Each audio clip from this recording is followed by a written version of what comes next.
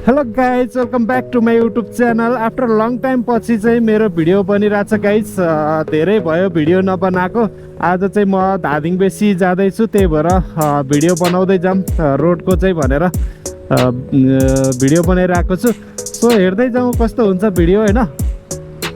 धेरै पछि भिडियो बनाइरह भएर बोल्न पनि अलिकति अनकम्फर्टेबल भइरहेको जस्तो भइरहेछ। अहिले चाहिँ म सुरुङ मार्ग कटिसकेको छु गाइज।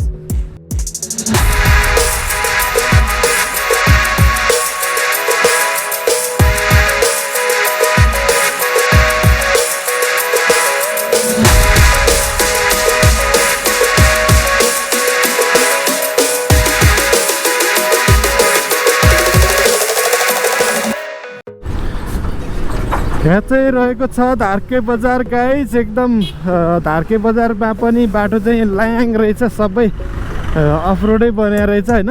सब बाटो बनाएर रहेछ, पुरा 4 लेन 6 लेनको बाटो बन्दै रहेछ। यहाँ चाहिँ नि बाटो त बन्दै रहेछ तर ल्याङ छ सबै। यो कपडाहरू मेरो जुत्ताहरू पो चाहिँ सबै बिग्रिसकेको छ होइन। यो सबै यो पानीको छिट्टाहरू उडेर चाहिँ मेरो कपडाहरूमा सबैमा लागिसकेको छ। यहाँ यस्तो यो ज्याकेटहरूमा पनि। सो धादिङ बेसी पुगुन्जेलसम्म चाहिँ के हुन्छ हेर्दै जाउँ कस्तो हुन्छ है।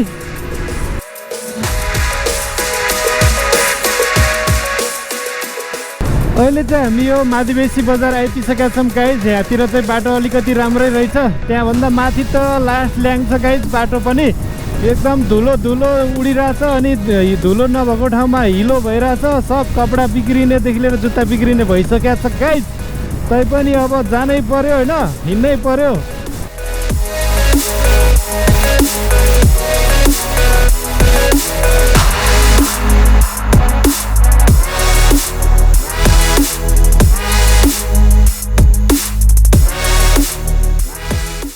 अहिले चाहिँ म गल्सी आइपुगिसकेको छु गाइज। यहाँ चाहिँ रहेको छ गल्सी बजार। अगाडि देख्न सक्नुहुन्छ यो बजार चाहिँ गल्सी बजार रहेको छ। अनि यहाँबाट राइट लागेर गयो भने नुवाकोट तर्फ गइन्छ भने यहाँबाट चाहिँ हामी चाहिँ सिधै जाँदैछु म चाहिँ, किनभने मलाई सिधै जानु छ, धादिङ बेसी जानु छ।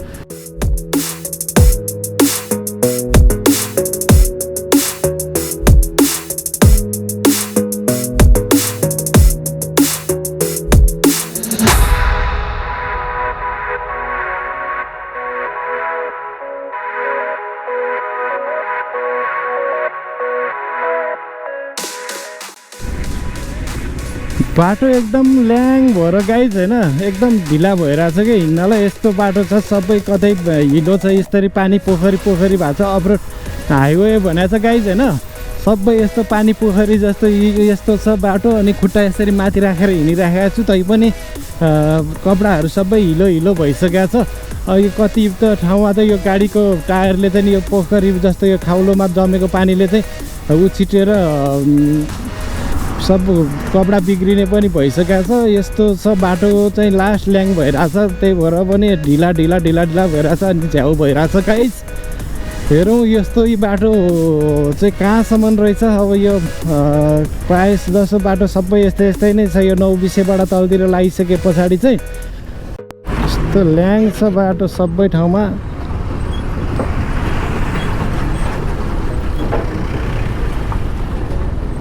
गाडी लर लर लर लर गर्दै हिँड्दैछ गाइज। यो बिचबाट छिर्दै कि क्या हो म्याकुरी।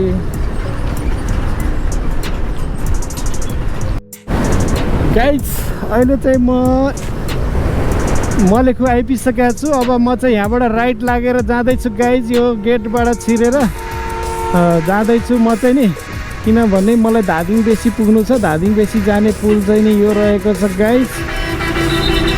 निर्सेधाम सुरु भइरहेको छ यहाँभित्र चाहिँ। अब हेरौँ निर्सेधाम जानलाई बाइक जाने रहेछ भने चाहिँ एकलट पुग्दा पनि दामी हुन्छ क्या गाइज, किनभने यहाँसम्म आइपुगेको छ नि त होइन। सो त्यही भएर निर्सेधाम पनि गइयो भने चाहिँ दामी हुन्छ। त्यो एउटा आएको भिडियो पनि दामी हुने भयो त्यो भयो भने चाहिँ। तर हेरौँ काम सक्दा के हुन्छ, खाने भोक लाग्ला लाग्ला त्यो टुङ्गो छैन।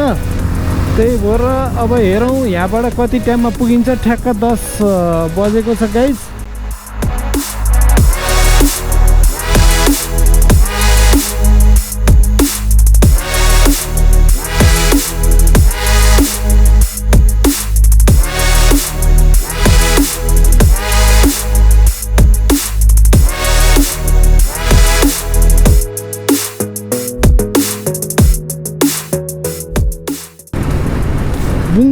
पुल आयो गाइज, बुङचुङ पुल। ल यताबाट टिफर गइरहेछ, उताबाट गाडी बस आइरहेछ। बस त पुरा ब्याग हान्दैछ गाइज। एउटा मात्रै सिङ्गल रोड रहेछ नि त यो, अनि त्यही भएर होइन सिङ्गल रोड भएपछि यस्तो समस्याहरू आइरहन्छ क्या गाइज होइन। ऊ त्यहाँ बस देख्नुभयो, बस चाहिँ नि सरर पछाडि गइरहेछ क्या गाइज होइन। यो टिप्पर दाजु हो नि त, टिप्पर दाजु आइसके पछाडि बसको पार लाग्छ।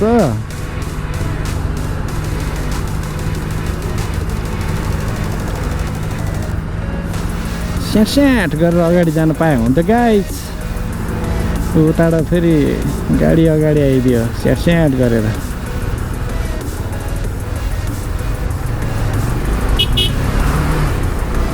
स्याट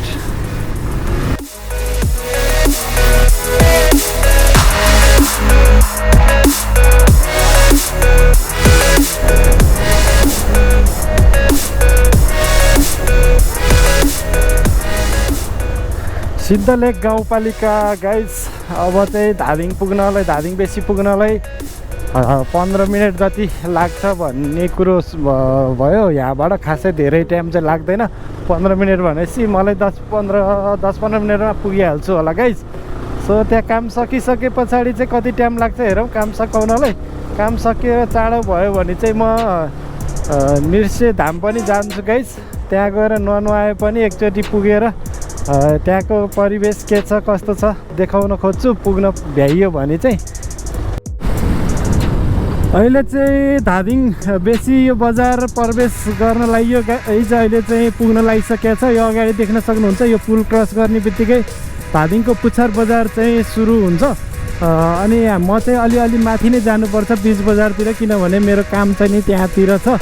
सो हेरौँ यहाँ कति टाइम लाग्छ काम सकाउनलाई।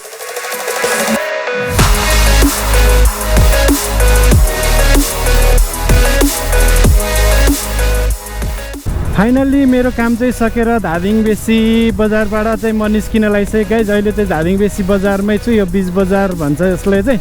सो अब म चाहिँ नृश्य धामतिर लाग्छु गाइज। अलि तलबाट पुलबाट चाहिँ जाने बाटो छ अरे, त्यहाँ मन्दिरसम्म नै बाइक पुग्छ भनेको भएर चाहिँ जान लागेको छु गाइज। कस्तो हुन्छ म त्यहाँको माहौल देखाउँछु गाइज तपाईँहरूलाई है त। मैले चाहिँ बाटो थाहा नभए पछाडि अगाडि जाने स्कुटरको दाइलाई सोधेको नरसिंहधाम जाने कताबाट हो भनेर। यहाँ चाहिँ उहाँले सुनाउँदै बाटो देखाइदिन्छु भन्नुभएको छ। अनि त्यही भएर म चाहिँ यहाँ पछि आइरहेको छु, उहाँले चाहिँ पछि आउनुहोस् मेरो भन्नुभएको भएर पछि जाँदैछु गाइज।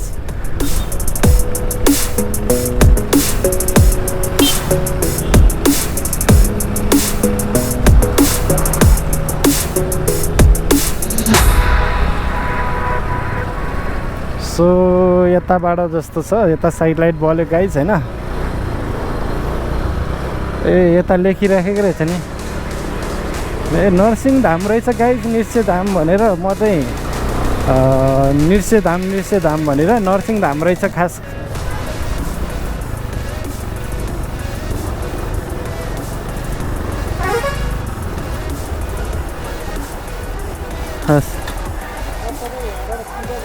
हजुर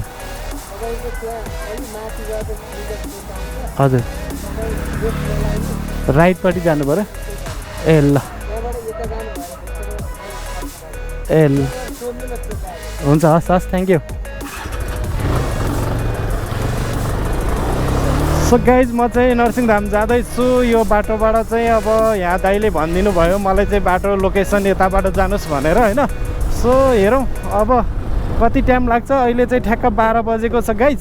म चाहिँ यहाँ धादिङबाट मेरो काम सकेर निस्किसकेँ।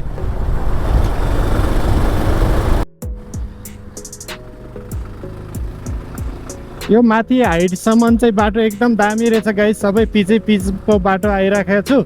अब हेर्दै जाऊँ है त बाटोको चाहिँ के छ। अस्ति भिडियोमा टिकटकको भिडियोहरूमा चाहिँ देखाइरहेको थियो एकदम गाह्रो छ, अव्यवस्थित छ, नआउनु होला भनेर भिडियोहरू हालिराख्नु भएको थियो। अब म चाहिँ यहाँ नजिक आइसके पछाडि गाह्रो भए पनि एकछिन पुगौँ कस्तो रहेछ धाम, अब कहिले पुगेको पनि छैन। सो त्यही भएर आइरहेको छु। तर बाटो चाहिँ एकदम स्मुथै छ। म यो गाउँको बाटोमा पनि 70 को स्पिड 80 को स्पिडमा हिँडिरहेको छु भनेपछि बाटो राम्रै छ गाइज। सो हेरौँ कति टाइम लाग्छ पुग्नलाई।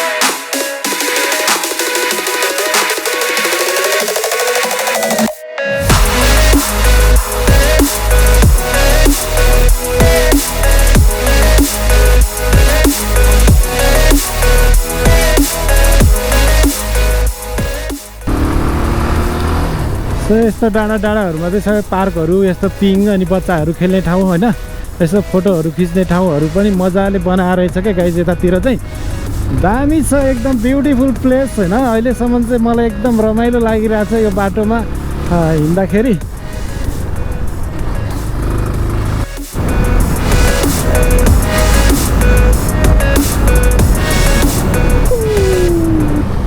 उकालो बाटो सकेर ओह्रालो सुरु भयो गाइज हाम्रो चाहिँ होइन यो के भन्ने ठाउँ हो चाहिँ नि मैले थाहा भएन किनभने बोर्ड पनि छैन यतातिर अनि ठाउँको नाम चाहिँ थाहा छैन जस्ट 20 मिनटमा चाहिँ म ठ्याक्क बजारबाट हिँडेको 20 मिनटमा चाहिँ यहाँ आइपुगेको छु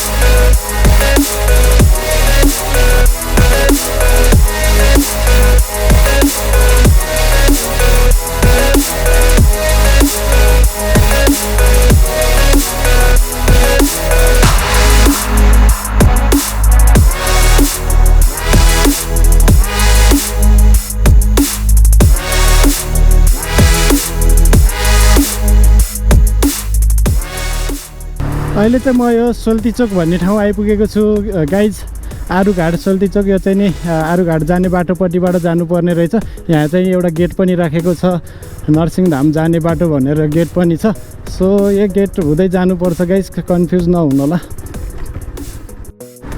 सो गाइज म चाहिँ फाइनल्ली नरसिंहधाम पनि आइपुगिसकेको छु होइन म खासमा यहाँ आउँछु भन्ने सोचले आएको थिइनँ भगवान्ले जुराएपछि हुन्छ भन्थे त्यस्तै भएछ मलाई चाहिँ खास म धादिङ बेसीसम्म मात्रै काम परेर आएको थिएँ मेरो धादिङमा चाहिँ काम थियो आफ्नै पर्सनल काम त्यही भएर आएको थिएँ अब त्यहाँ आइसके पछाडि यहाँ चाहिँ किन नजाने त भन्ने हिसाबले म चाहिँ यता नरसिंहधाम पनि आइसकेँ गाइज अब देखाउँछु म तपाईँहरूलाई यहाँ कस्तो कस्तो छ होइन पहिला पहिला टिकटकको भिडियोहरूमा चाहिँ एकदम गाह्रो छ भन्ने सुनेको थिएँ नआउनु भनेर भनिराखेको थिएँ मान्छेहरूले अहिले म कस्तो छ देखाउँछु तपाईँहरूलाई सो हेरौँ है त गाइज यो चाहिँ नरसिंहधामको द्वार देख्न सक्नुहुन्छ अब म चाहिँ यहाँबाट भित्र छिरिसकेँ यो द्वारबाट चाहिँ अलिकति अगाडि गएर बाइक पनि पार्किङ गर्छु म अनि त्यस पछाडि यो मन्दिरहरू के कस्तो छ यहाँको परिवेश म देखाउँछु तपाईँहरूलाई है त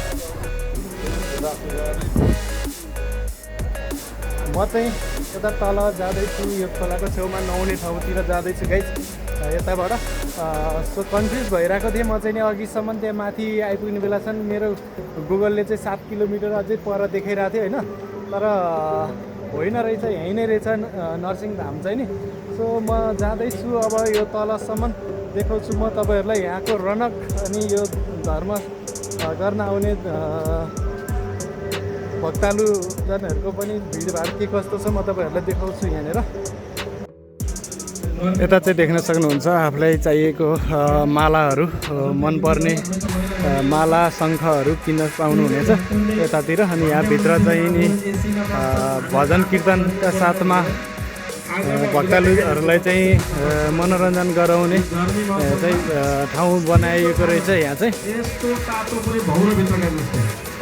महात्माजी मतलब छैन अनि समितिका हाम्रो काममा व्यस्त हुनुहुन्छ म चाहिँ भगवान देख्न सक्नुहुन्छ यहाँ चाहिँ भक्तजनहरू पनि अलिकति त्यति बाक्लो भिड चाहिँ छैन जाउँ साथै जाउँ कहिलेसम्म खान्छ नि थाहा छैन यहाँ चाहिँ भक्तालुजनहरू सबैजना बसेर यहाँको वाचन सुन्दै हुनुहुन्छ गुरुजीको वाचन चाहिँ सुनिसके पछाडि सबैजना आफ्नो गन्तव्यतिर लाग्नुहुन्छ म चाहिँ धेरै बेर बस्ने टाइम छैन त्यही भएर एकछिन यहाँ बस्छु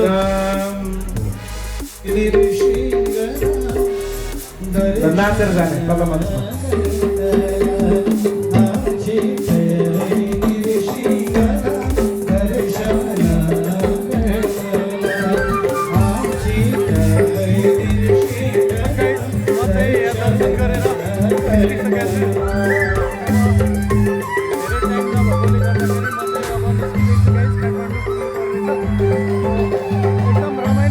सबैजनालाई यहाँ आउनु हुन उपस्थित हुनको लागि हाम्रो लक्ष्मी आमाको पनि दयालु छ सानैरानी स्थापना गर्नुभएको यता परतिर चाहिँ देख्न सक्नुहुन्छ एकदम खेल्ने ठाउँहरू छ रोटी पिङ अनि यो स्विङहरू धेरै कुराहरू खेल्ने कुरा छ तर त्यहाँ खेलिराखेको छैन अहिले चाहिँ मान्छे कम भएर होला घामकोले गर्दाखेरि पनि हुनसक्छ सो त्यही भएर म चाहिँ अहिले त्यता गइनँ गाइस यतैबाट फर्किन्छु किनभने मलाई काठमाडौँ पुग्नु छ यहाँ चाहिँ टिकटकको भिडियोहरूमा एकदम अव्यवस्थित छ नआउनुहोस् भन्दै हुनुहुन्थ्यो सो एकदम व्यवस्थित गरिसकेको छ यहाँ चाहिँ कुनै पनि गाह्रो छैन बाटो पनि एकदम सजिलो छ भिडभाड पनि छैन अब सायद भोलिबाट चाहिँ बिदा भएकोले गर्दाखेरि भिडभाड हुनसक्छ सो तपाईँहरू दर्शन गर्न आउन सोच्दै हुनुहुन्छ भने बाटो अप्ठ्यारो छ यता त्यता सोचेर नआइराख्नु भएको छ भने चाहिँ आउनु होला त्यस्तो अप्ठ्यारो केही पनि छैन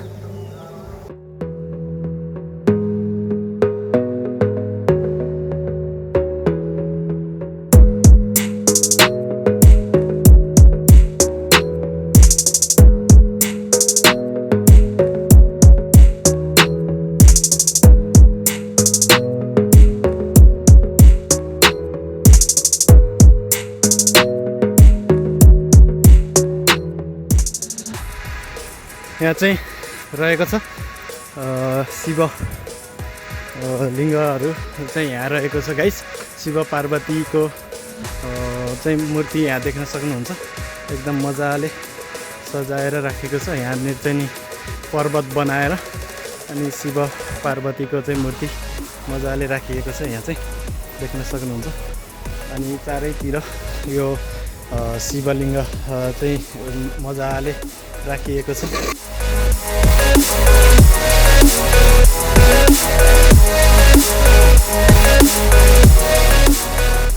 म चाहिँ अब यहाँ मन्दिरबाट निस्किन लागिसकेको छु गाइस अब हेरौँ यहाँको परिवेश सबै खिचिसकेको छु म तपाईँहरूलाई देखाउँछु त्यो सबै फाइनल गरेर अनि त्यही हो नरसिंहधाम एकदम रमाइलो छ आउनलाई पनि बाटोहरू एकदम सजिलो छ त्यस्तो गाह्रो केही छैन तपाईँहरूलाई पनि आउनलाई हाइली रिकमेन्ड गर्छु म चाहिँ नरसिंहधाम दर्शन गरिसके पछाडि यहाँबाट ब्याक हुँदैछु अब काठमाडौँ जाँदैछु गाइस सो बाई बाई नरसिंहधाम